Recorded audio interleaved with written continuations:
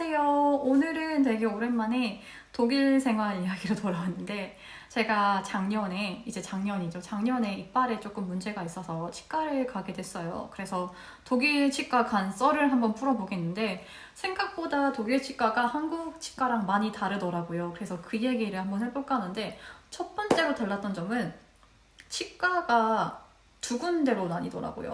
처음에 제가 이빨에 문제가 있다는 걸 발견하게 된 계기가 잇몸에 약간 돌기 같은 게 혹처럼 나 있는 거예요. 그래서 이게 뭔가라고 해서 이제 네이버 지식인을 쳐봤더니 제가 받았던 신경치료에서 염증이 나서 될 가능성이 있다고 해서 이제 일반 치과를 예약을 해서 가게 됐어요. 그래서 가게 됐는데 거기서 선생님이 이거는 여기 치과에서 해줄 수가 없기 때문에 스페셜리스트한테 가야 된다고 하더라고요. 그래서 왜 그러냐고 하니까 이거는 신경치료를 다시 해야 될 수도 있고 아니면 이빨을 뽑고 임플란트를 해야 될 수도 있기 때문에 여기 치과에서는 해줄 수가 없다고 하더라고요. 그래서 독일 치과는 모든 치과에서 신경치료랑 뭐 임플란트를 가능한 게 아니라 이제 그런 좀 마취가 필요한 치료 같은 경우는 스페셜리스트한테 가야 된다고 해서 그날은 이제 그냥 진료만 받고서 다시 예약을 잡아야 되는 상황에서 그냥 그렇게 집으로 돌아왔어요. 그래서 그때 또 처음 알았죠. 아, 독일은 이렇게 치과가 좀 나눠져 있구나라는 걸 그때 알게 됐고,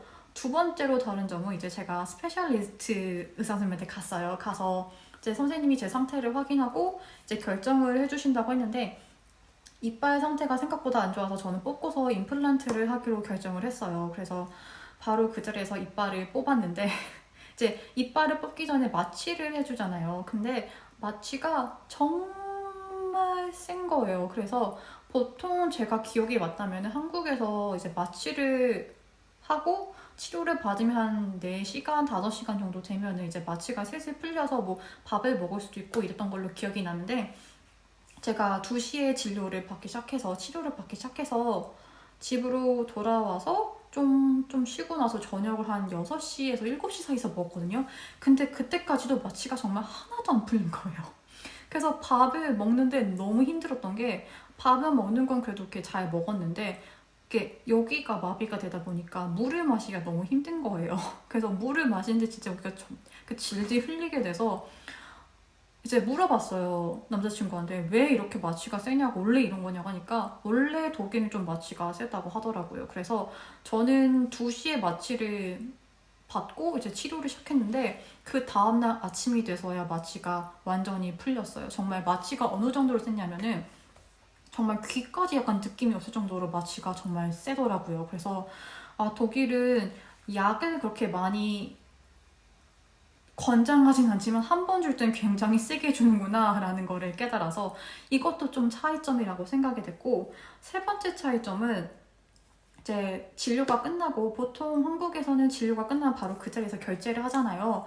근데 첫 번째 치과를 갔는데 아무도 돈을 낼 생각을 안 하고 그냥 가도 된다고 하는 거예요. 그래서 남자친구한테 왜 돈을 안 내냐고 하니까 독일은 시스템이 조금 달라서 치료가 끝나고 나면은 이제 병원에서 저희 집 주소로 우편을 보내줍니다. 그럼 그 우편에 저희가 돈을 보내야 될 금액과 계좌가 적혀 있어요. 그래서 이제 거기로 돈을 보내는 시스템으로 되어 있더라고요. 그래서 이것도 정말 한국이랑 큰 차이점이었던 것 같은 게 제가 한국에서도 병원을 가봤고 아부다비에서도 병원을 가봤는데 보통 다 그 자리에서 결제를 하고서 나왔는데 독일은 조금 시스템이 다르게 그 자리에서 결제를 하는 게 아니라 나중에 우편을 오면은 그 우편에 써있는 계좌로 돈을 보내면 결제가 끝나는 걸로 돼 있더라고요. 그리고 제가 영상을 찍게 된 제일 큰 이유 중에 하나가 가격인데요. 치과비가 굉장히 비싸요, 여러분. 여기가 원래 좀 치과비가 세다는 걸 들었는데 제가 실제로 체감을 해보니까 정말 좀 세더라고요. 근데 들어보니까 이제 공보험을 들으면은 대부분 많이 커버가 된다고 하는데 공보험이 사실 굉장히 비싸더라고요. 보통 한 달에 80에서 90유로 정도를 내야 되기 때문에 좀 많이 센데 그 센 만큼 보장도 많이 되는데 저는 지금 사보험을 들어놓은 상태라서 사실 커버리지가 그렇게 크지는 않아요. 그래도 너무 세더라고요. 왜냐면 제가 여기 이빨 어금니 하나를 제거를 하고 이제 엑스레이 찍는 수술 진료를 받았는데 가격이요 35만 원이 나왔습니다, 여러분. 이빨 하나를 뽑았는데 35만 원이 나왔어요. 물론 이거는 제가 아직 그 보험사에서 보험 처리가 덜 아직 안 된 진짜 순수한 가격이라서 35만 원인데 솔직히 얼마나 돈을 환급을 해줄지는 모르겠지만 한국에 비하면 정말 비싸죠. 그래서 이제 제가 가입한 네이버 카페 독일에서 사는 분들 이제 카페가 있어서 거기 가봤는데 독일이 원래 치과비가 굉장히 세다고 하더라고요. 그래서 어떤 분은 충치 치료 2개를 했는데 거의 500만 원? 500만 원이었나? 3,400유로가 나왔다는 분도 있고 그래서 아 여기는 정말 치과비가 굉장히 싸구나 싸지 않구나 굉장히 비싸구나라는 거를 알게 됐어요. 그래서 여러분한테 이거를 알려드리고 싶어서 제가 지금 영상을 찍게 됐는데 잠시만요. 짠! 그래서 설명을 좀 드리자면은 이렇게 집으로 종이가 우편으로 배달이 오고요. 보면은 이제 진료받은 내역 내역들이 다 써져 있고 그 다음에 이게 얼마인지 가격이 다 써 있어요. 보면은 아마 이게 확실하진 않은데 아마 아나스테샤 이제 마취 비용이었던 것 같고 마취 비용이 59유로나 되고요. 그 다음에 이거는 엑스레이비입니다. 엑스레이비가 58유로나 나오고요. 또 보면은 여기 뭐 코로나 하이지닉 해가지고 뭐 또 스페셜 필요해가지고 6유로 정도가 나왔고 코로나로 이것저것 참 많이 붙네요. 코로나 하이진 또 6유로가 붙었고요. 그래서 이게 끝은 아니고요. 그리고 여기 보면 진료 날짜도 나오죠. 12월 16일 그리고 23일 이렇게 진료 날짜도 나오고 또 보면 이게 끝이 아니라 더 있습니다. 더 있어서 저는 토탈로 266유로를 내게 됐어요. 그래서 치과에 가서 이빨 뽑고 했는데 35만 원이 나왔습니다, 여러분.